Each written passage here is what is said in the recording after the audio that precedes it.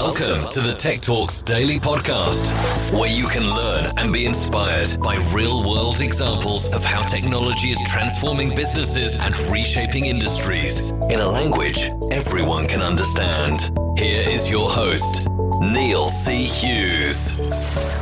Welcome back to the Tech Talks Daily Podcast, where every day I explore an area that you might not associate with technology, demystify it, and talk about it in a language that everyone can understand. Now, I recently came across the 2022 UK Online Grocer Report, which was developed in partnership by Spryker and a company called Opinio. And that report found that more than half, I think it was something like 60%, buy at least some of their groceries online, with 16% now ordering all or most of their groceries via the internet. And yes, while the UK has a somewhat mature and robust online grocery market, there are still opportunities for expansion in this sector. And when I also read that 80% of UK consumers said they would do more food shopping online if only that experience was improved, I wanted to dig a little bit deeper on that. And I suspect these trends are continuing around the world, way beyond the UK. So today I've invited Boris Lokschin from Spryker onto the podcast to explore some of those insights and also learn more about his story and much more. So buckle up and hold on tight as I beam your ears all the way to Germany, where you can join me and Boris in conversation. So a massive warm welcome to the show, Boris. Can you tell the listeners a little about who you are and what you do? Yes, sure. First of all, thank you for inviting me. I'm Boris. I'm the founder and CEO of Spryker Systems. We are an enterprise digital commerce platform, primarily focused on what we call sophisticated use cases, which you would rather find in a B2B or in a marketplace, enterprise marketplace bucket very often, but it's not exclusive to this bucket. Interesting, sophisticated, modern digital commerce use cases in the B2C world, like, for example, in food and groceries and some other target verticals, is also what we are focused on. I started the business 7 years ago with my co-founder. We are now 700 people roughly in 45 countries and growing. And what I'd love to do is take you back even beyond those 7 years. And can you remember the moment where your passion for technology came from, or just a moment that put you on this path that you're on today and led to what you're doing now? Yeah, it's a good question. For those who are old enough, there used to be the largest digital or IT trade show in the world called CeBIT. Yes, which was always held in my hometown in Hanover in Germany. So when I was a kid, I loved going there. They used to give out free tickets for children in high school. So like over the weekends, so at the times when this show was 7 days long, very uncommon nowadays, with all the trade shows being like 1 or 2 days only. So 7 days, I remember going there and, being excited, and especially by people and salespeople spending time with, a high school kid, explaining stuff and not being already tired of a week of, sales engagements. I think this is, what initially got me inspired, and then, started with computer science and business, and then found my first business right after high school. Then my second business after the successful exit of the first one.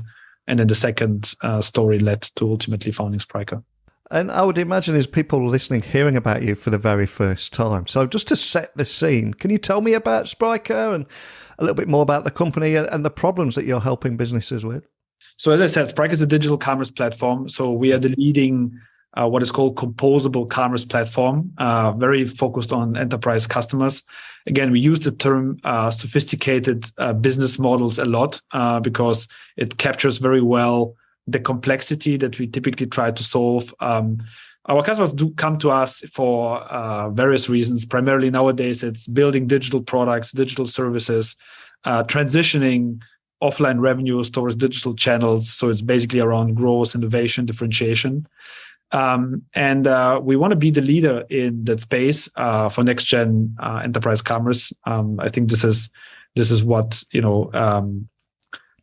everyone is driven by, and therefore we are also very happy to be recognized by Gartner in the recent Magic Quadrant as a visionary We are happy for the customer, recognition, for the partner recognition in the global space. Customers like Aldi, Siemens, Toyota, and the like are building large B2C, B2B, or enterprise marketplace use cases, transacting hundreds of millions over the platform.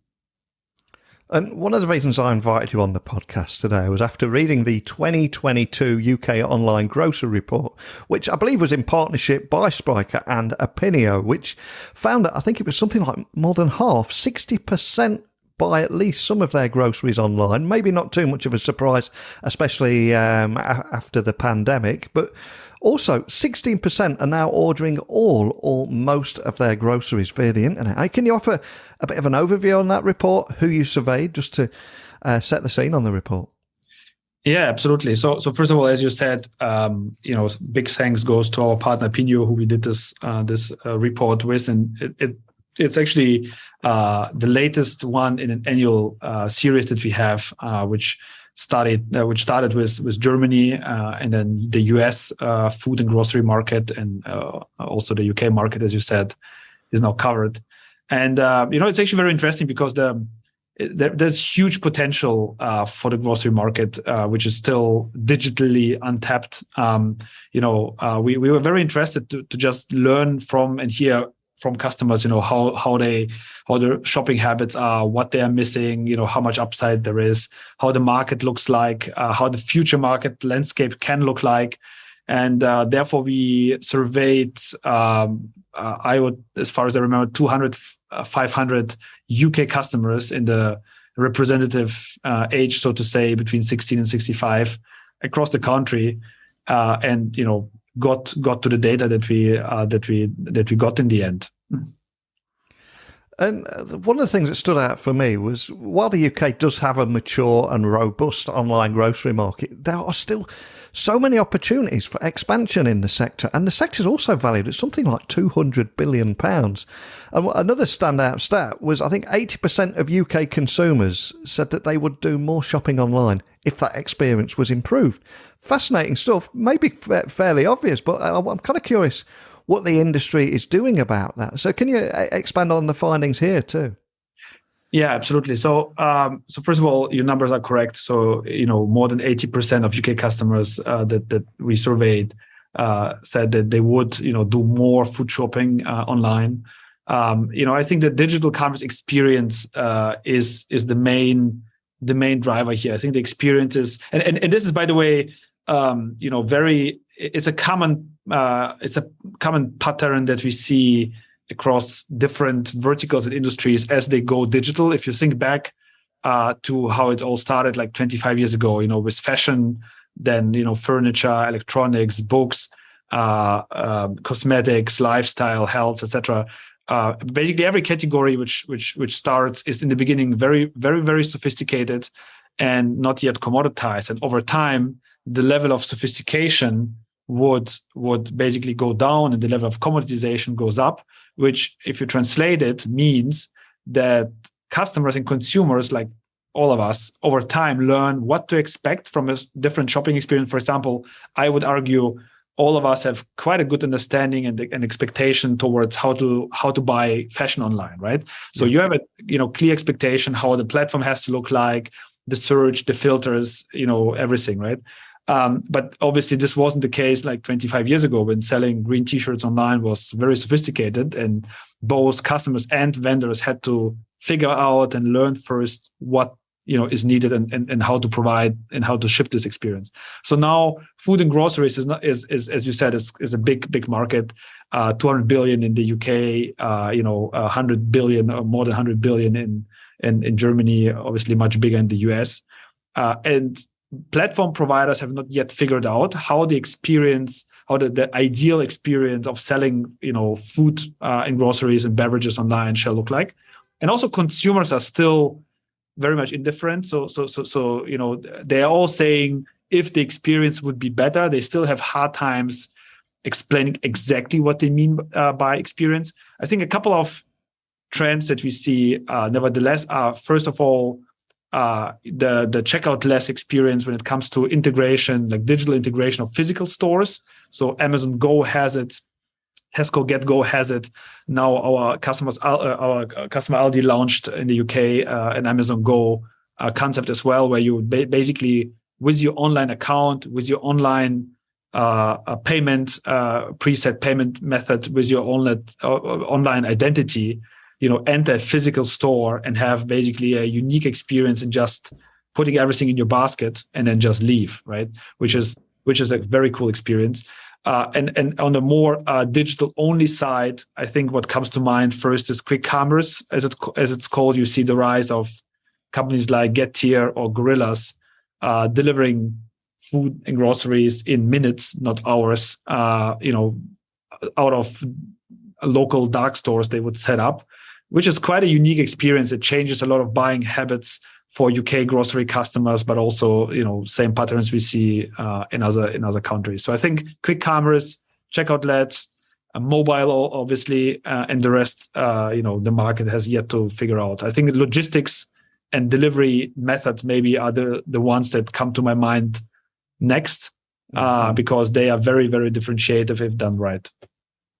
And I think during the pandemic, everyone turned to home delivery, but 2 years in, people began, wanting to return to the sensory experiences in a store by touching and smelling products, etc. But I'm curious, as we're now starting to talk about a post-pandemic world and how we live in that, is home delivery still that huge hit with online shoppers as it was? Yeah, it is. So, it's the research found that customers have a very strong preference for home delivery versus in-store pickup or curbside pickup, as it's called in the US.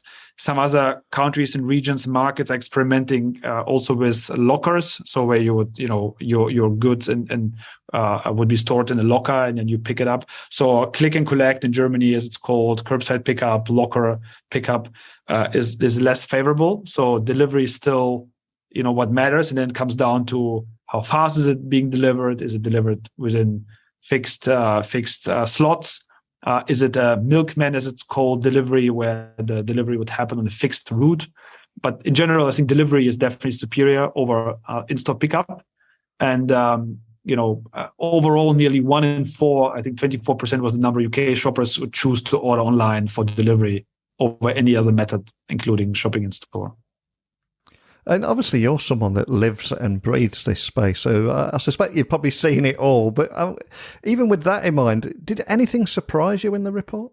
Yeah, so we were very surprised to discover that 27% of UK customers said, in terms of overall shopping experience, that offline experience is still much better for them than online, which is tightly linked to what I said before. Yeah. If only the experience would be better, still consumers have hard times explaining what they mean. I think they're just very used to store layouts, for example. They're used to a certain, navigation that they would have in their favorite stores. They would have certain routines and what items they put in basket. Obviously, for fresh products, for fruit and vegetables, it's much easier to assess quality. But again, because it's not yet commoditized as a segment, it's yet to be found out what exactly they mean. Is it speed of the app? Is it payment? Is it better pictures? Is it whatever? So this was one surprise, that the experience offline is still perceived to be superior. Then this highlights the need for us. This highlights the need in terms of like online transformation.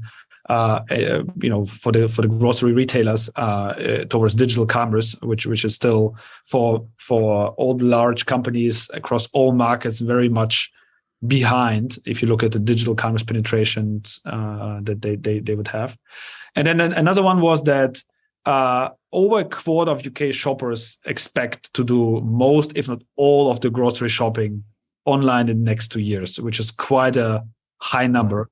Right. So I would say that, retailers need to level up the digital services soon, or they, I think, will just risk to be abandoned for competitors. And you remember me speaking about quick commerce. This is actually a very interesting trend, because quick commerce is primarily at the moment done by new players. So we see very rarely established large players like the Aldis and Targets and etc. being the ones setting those models up. So this is a disruption. This is a potential threat to their models because convenience wins, right? If you think about it, if you get used to the fact that you can get all your daily goods delivered in, let's say, 10 minutes, 15 minutes, this changes everything, because the cost of transaction is typically when you go to the supermarket every Saturday with your family and spend an hour to do your shopping. The cost of transaction is very high. You need to go to the supermarket. It's a lot of time. You're alone or with someone. You take goods off the shelf. You put them in your basket. You take them off the basket on the cash register, then you back in your basket, and you put them from your basket back into your car, right? So the transactional cost and time spent, measured by time spent and money spent, and opportunity cost is very high. And then you store a big chunk of these products in your fridge or in your house. Because the transactional costs are so high, you try to do it just once per week or twice per week, right? Now, if companies like Gorillas and Getir can convince buyers that to change their habits and change their shopping behavior, get used to, while they cook and discover salt is missing or an ingredient is missing, they can get it in 10 minutes basically before the meal is done. You need to store much less. You need smaller fridges. You can, go for always fresh things. You need, the trend towards natural products, fresh products will accelerate. So a lot of things underneath will change.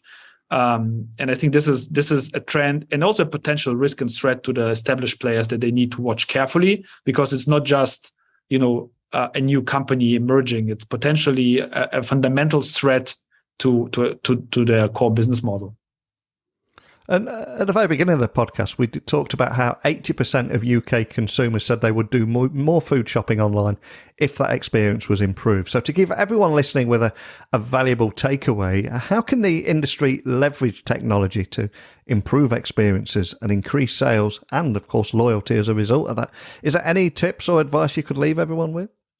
Yeah, I think this is definitely something where I would have something to say, just because we are a technology provider. So first that comes to my mind is that the legacy approach to digital commerce doesn't work anymore, right? So the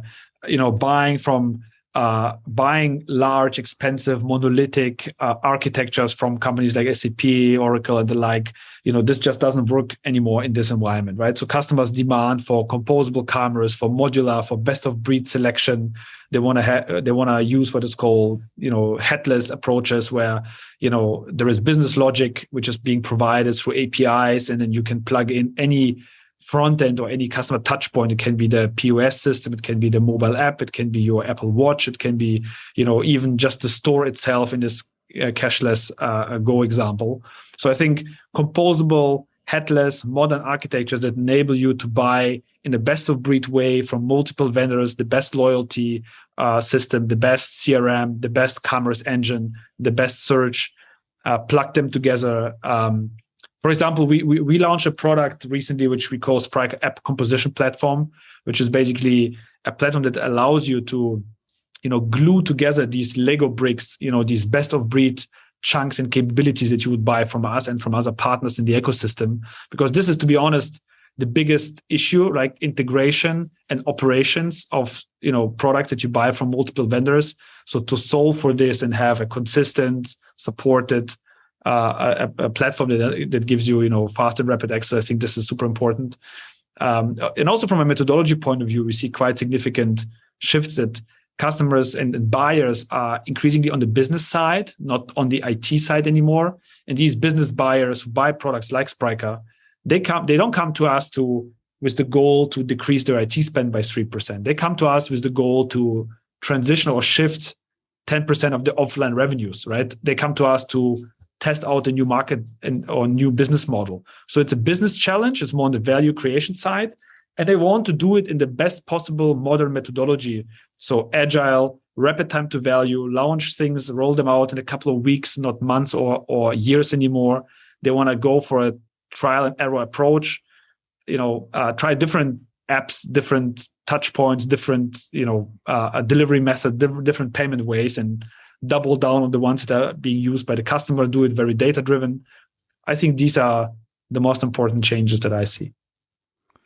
Well, I cannot thank you enough for coming on the podcast, sharing your story and insights from that report there, and what businesses can do in the future and how the industry can better adapt. And as a little thank you, some of the biggest names in business, VC funding and tech have either been on this podcast or listened to the show. So I'm going to ask you now, is there a person you would love to have a private breakfast or lunch with, and why? And we'll send it out to the universe, and maybe, just maybe, we can make something happen.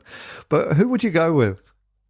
I would definitely go with Elon Musk, I would say. I think this would be an honor to have a breakfast time, even though most likely this is way more than I can ask for him to invest. I think, learning about his first principle thinking, how to decompose complex problems. I think, how to take some risk, how to, relentlessly solve complex engineering, computer science, and other problems, and how to have a vision which might take years to really achieve and might sound to people in the beginning like, it's too far out, but sticking to it.